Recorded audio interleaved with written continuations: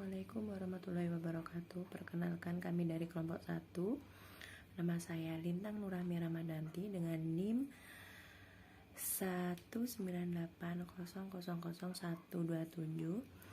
dan rekan saya Faizatul Mursyida dengan NIM 198000042 dan Hofifatul Lail 198000122 dan Abdurrahman Fakih dengan NIM 198000119. Di sini kita akan menyampaikan 3 pendekatan penelitian. Yang pertama yaitu pendekatan kualitatif.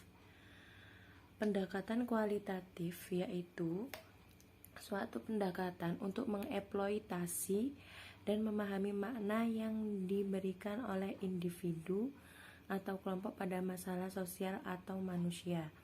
Yang kedua, pendekatan kuantitatif yaitu penelitian kuantitatif adalah suatu pendekatan untuk menguji teori-teori objektif dengan menguji hubungan antara variabel. Dan yang ketiga adalah pendekatan campuran, yaitu pendekatan penyelidikan yang melibatkan pengumpulan data kuantitatif dan kualitatif, mengintegrasikan dua bentuk data dan menggunakan desain yang berbeda.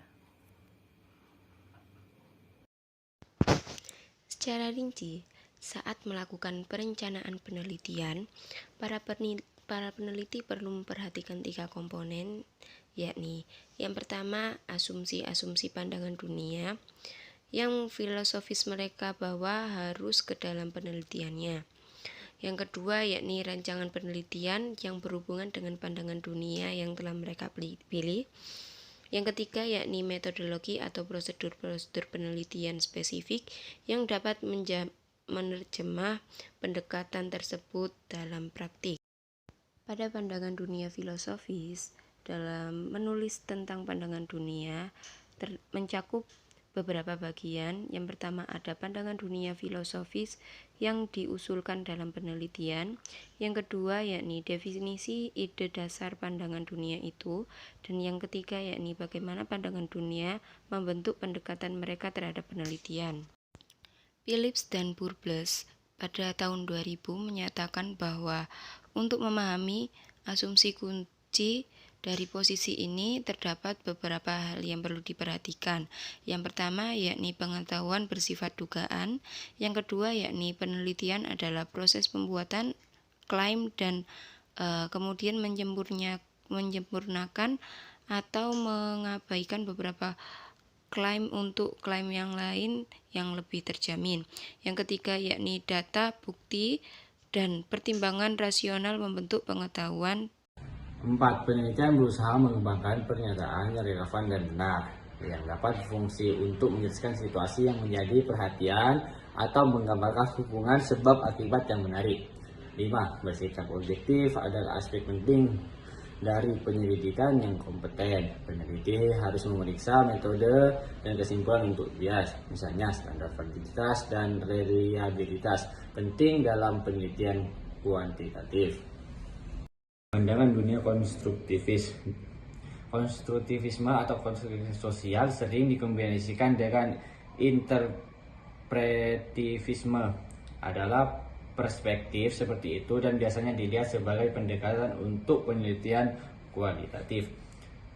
Corti 1998 mengidentifikasi beberapa asumsi. Manusia membangun makna ketika mereka terlibat dengan dunia yang mereka tafsirkan. Peneliti kualitatif cenderung menggunakan pernyataan terbuka sehingga peserta dapat berbagai pandangan mereka.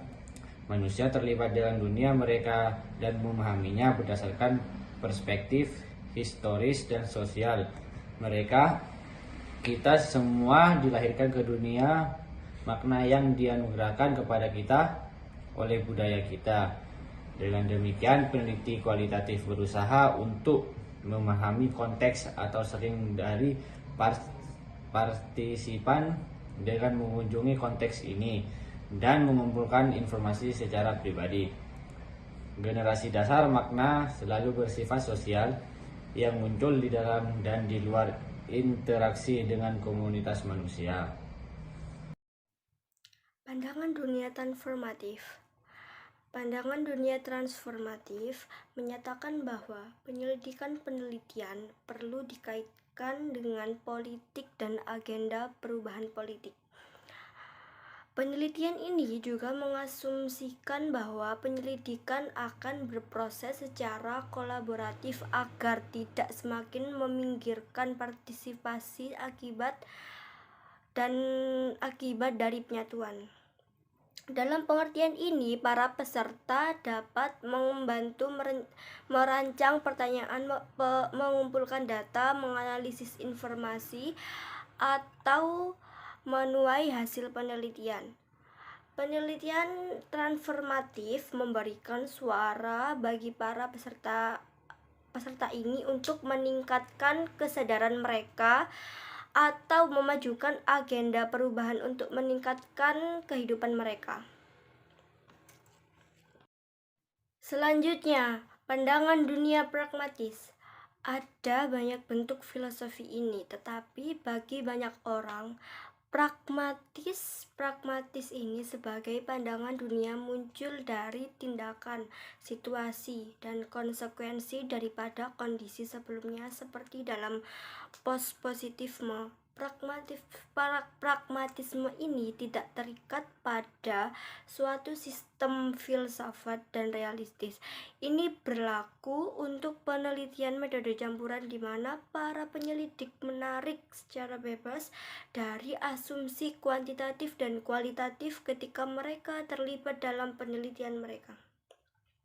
Kebenaran ini adalah apa yang bekerja pada saat ini itu tidak didasarkan pada kualitas atau realitas yang terlepas dari pikiran atau di dalam pikiran.